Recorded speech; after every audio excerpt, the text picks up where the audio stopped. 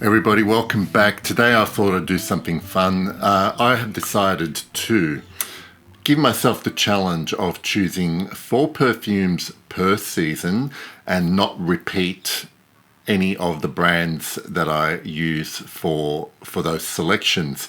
I've also given myself the added challenge of making sure I choose perfumes that are still in production, haven't been discontinued as at the time of this recording. I thought it'd just be something fun to do. I don't really have a seasonal wardrobe that I rotate through, but if this gives you some ideas for different seasons that you might want to try, and it also made me have a think about how well my perfume collection is curated, in that I have got something from a variety of brands that can work in particular seasons, and that I all love. So I'm going to start off with autumn, and my first choice for autumn is not in any particular order, but I'm going to choose 4 for each season.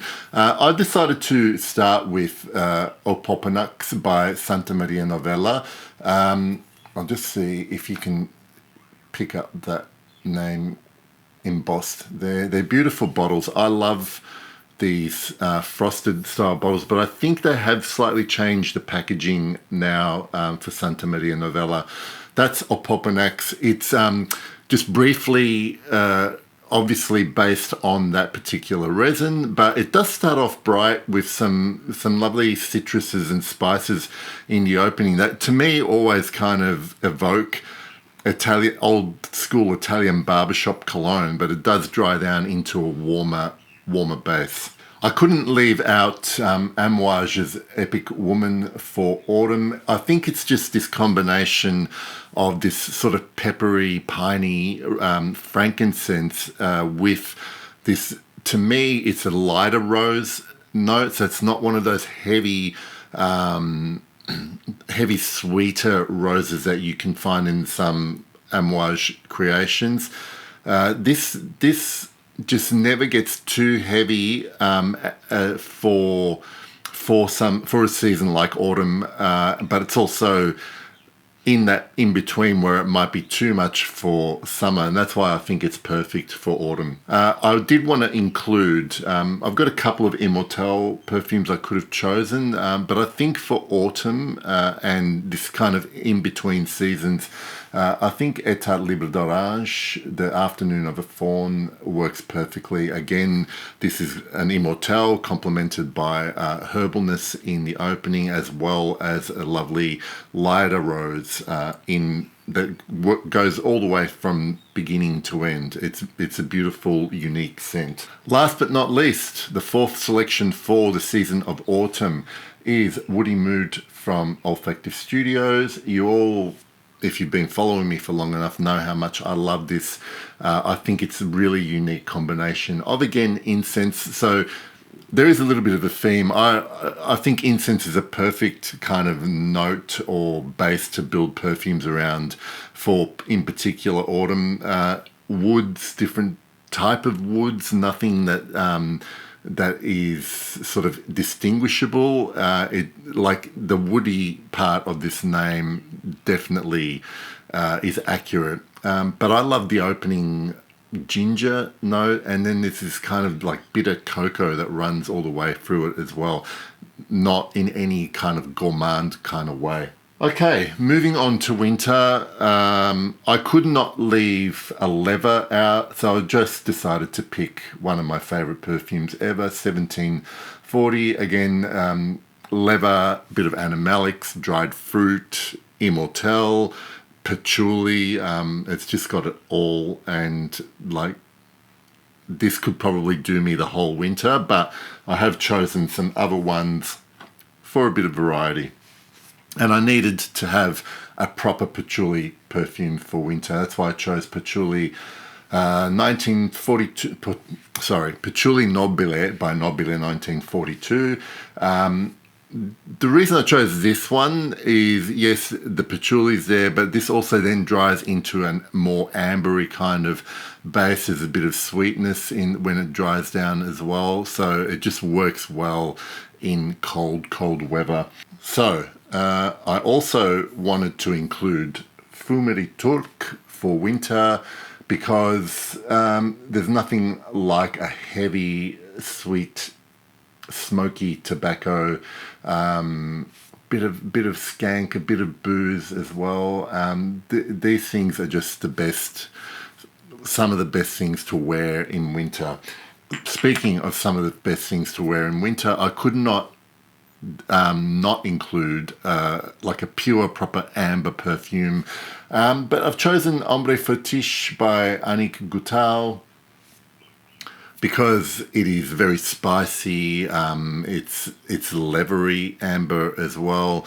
I could have probably gone for a couple of other perfumes, but I've only got 2 Annick Goutal, so I decided to go with Ombre Fetiche. Okay, moving on to spring, the introduction of some, I guess, lighter, more aromatic notes, still with some heft in the base, but because things are getting more floral, days are getting slightly longer, the temperature's getting a little bit warmer.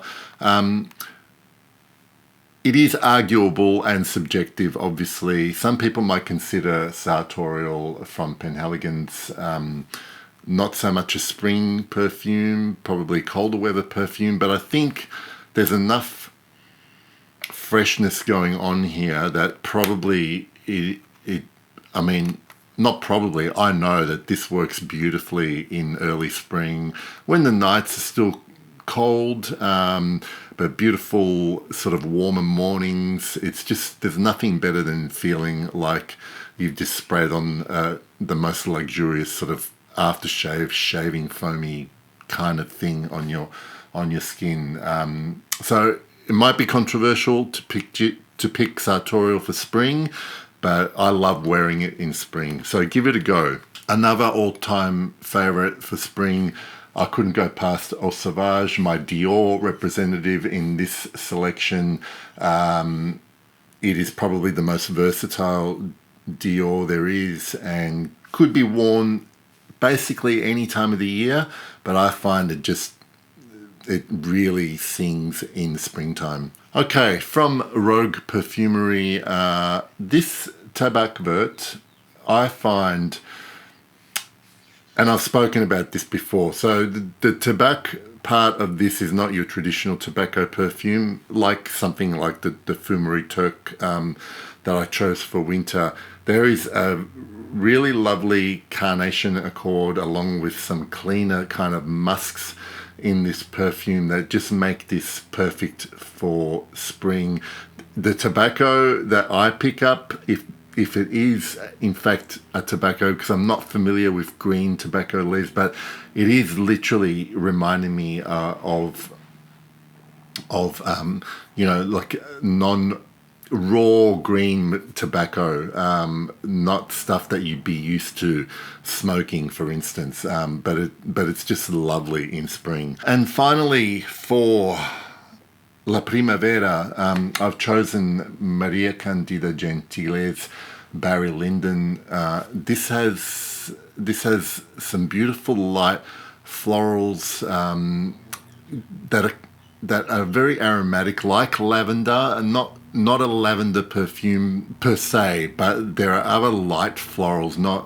And there is something in here that reminds me of honeysuckle, even though it's not a listed note. And there is herbal facets to it. So again, it's this feeling of new growth, green, all on the lightest, clean, fresh leather base as well. So everything about it just screams new, fresh, floral spring. And finally, for summer, from Guerlain, this is my Guerlain selection. I've decided to go with my favorite ever grapefruit perfume, Pampelune, from the Aqua Allegoria line. It is just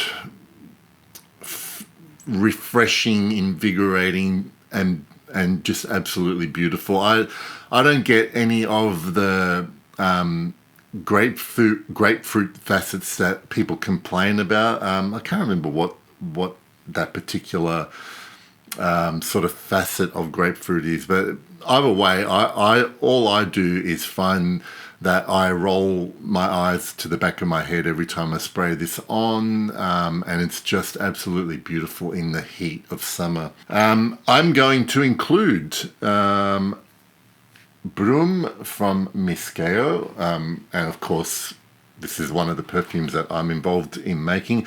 But for summer, Broom is not your average aquatic, it's not your average citrus. To me, it's really ozonic, fresh.